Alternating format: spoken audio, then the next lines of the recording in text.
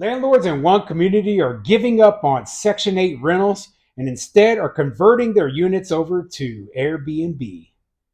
I'm Tony, and this is Real Estate Investing and Landlord News.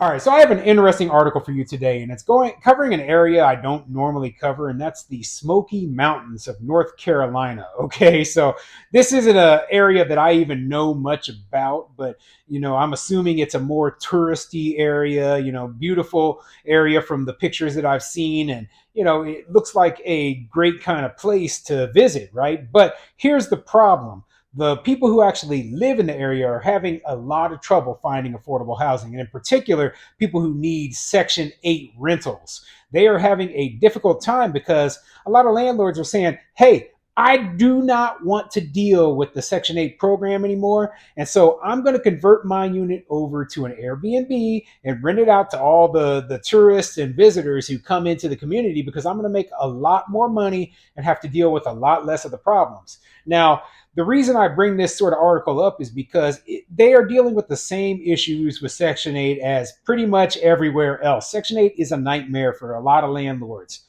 and there's no reason that we should be forced to accept these sort of tenants. They really need to go through the program and figure out a better way to make it work for landlords so that it is actually something that we want to do. That's my personal opinion. And the fact that these problems are prevalent, even though we're dealing with different housing authorities in different states and municipalities all throughout the country, tells you that the problem isn't the landlords. Okay, the problem is the program itself. Okay, that's the truth. So yeah, I wouldn't be surprised though if they also came through and they said, hey, maybe we want to get rid of all these Airbnbs because they're taking away our affordable housing. They haven't said that in this article. At least I don't think they did. I'll go through the whole thing in just a moment, and we'll figure this out together. But before I get into the article, go ahead, hit the like and subscribe button, and leave a comment down below. Let me know what you think. So as a landlord, would you prefer to rent to Section 8 tenants, or would you prefer to put your property up on Airbnb? And I'm just curious. Personally, I would take Section 8 over Airbnb, but for a different reason, right?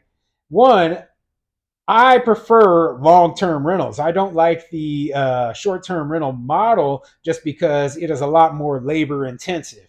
And I'm just trying to put a tenant in there, have them sit in there for a year or two, and turn it over just once. I don't want to have to deal with tenants constantly coming in and out, constantly having to get the place cleaned, trying to make sure that all their needs are served. I don't want to operate a hotel at this point. But I want to experiment with it at some point in the future, just not yet. Okay, right now I am so busy in between my full-time job, being a husband and a father, running my real estate business, operating the YouTube channel, doing all this other stuff, right? Running marathons, etc., right? That I do not have time to sit there and then work on an Airbnb as well. But if I had more time, like maybe after I retire in a few years, yeah, I'll take a good close look at it. But we'll see. We'll see. Anyway, let's get into this article and see what it says. This article is coming from SmokyMountainNews.com, and it says, lacking landlords. Short-term rentals are squeezing out Section 8 tenants. Yeah, they're going to, okay? Especially in a more touristy type place, landlords are going to make a lot more money off of a short-term rental than they will off of Section 8. There's going to be some landlords in the place who are more like me and want long-term tenants and who are willing to accept lower income tenants who have Section 8 vouchers, but I'm willing to bet the majority don't want to deal with it. So anyway, let's get into this article and see what it says. The effect of short-term rental properties on the availability and affordability of workforce housing has been well documented in Haywood County. Now there are signs that the popular vacation homes are affecting not only the amount of Section 8 properties available, but also the local human service agency's ability to serve Section 8 tenants into the future, which could exacerbate homelessness. We need landlords because we don't have enough housing for the people living here, said Amanda Singletary, Section 8 coordinator at Mountain Projects. Literally, the locals can't live where their families were born. I hear this argument a lot, okay? Locals can't afford to live where their families were born. Well, who ever said that you have the right to live where your family was born? If my father was born on Malibu Beach, right, in a $20 million mansion, right, do I deserve to live in a 20 million? No, okay? You have to live where you can afford.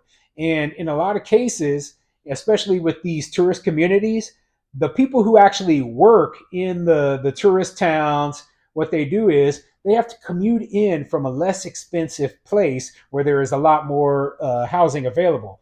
So, it sucks. Yeah, it sucks. You might have to drive 45 minutes to an hour one way to get to a more affordable place. But guess what? That is what they do.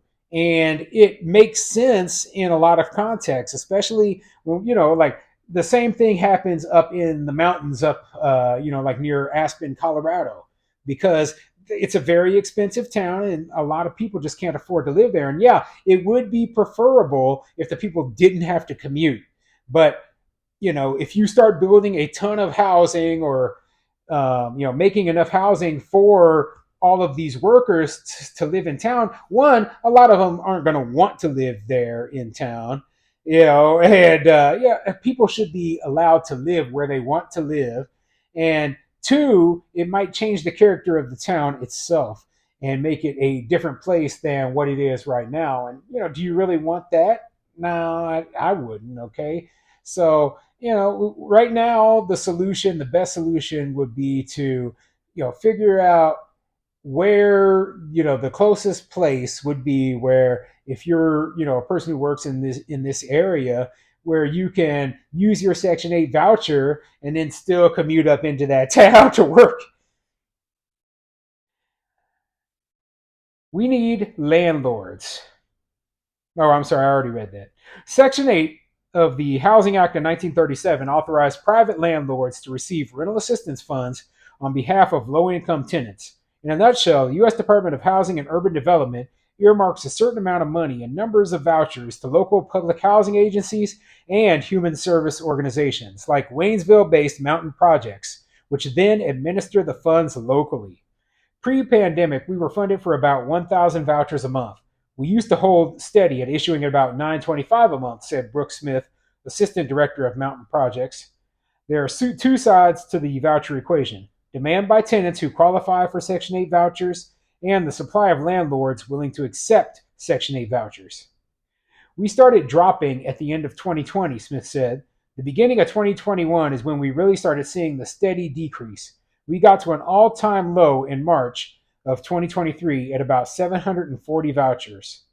There has been no decrease in demand from low income populations, but Smith says there has been a decrease in landlords, and there's data that suggests she's right.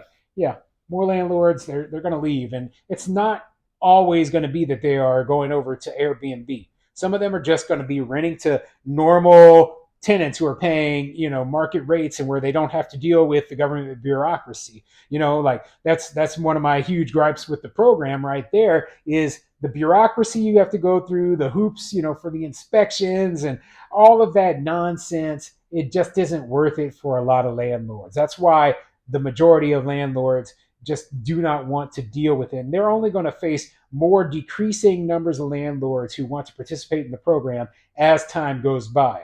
So yeah, this is like a small area. I had to look up the statistics of the population of this area. About 62,000 people live within this county. Now, I'll have to look online and see what other areas are nearby, because I don't really know this area. It looks like maybe Asheville, North Carolina, which is, I believe that's a big college town, is relatively nearby to this. So I imagine that a lot of lower income people are living closer to the Asheville area and then commuting in so that they can find more affordable housing. So yeah, interesting problem there. Landlords, obviously less and less of us are going to participate in the Section 8 program.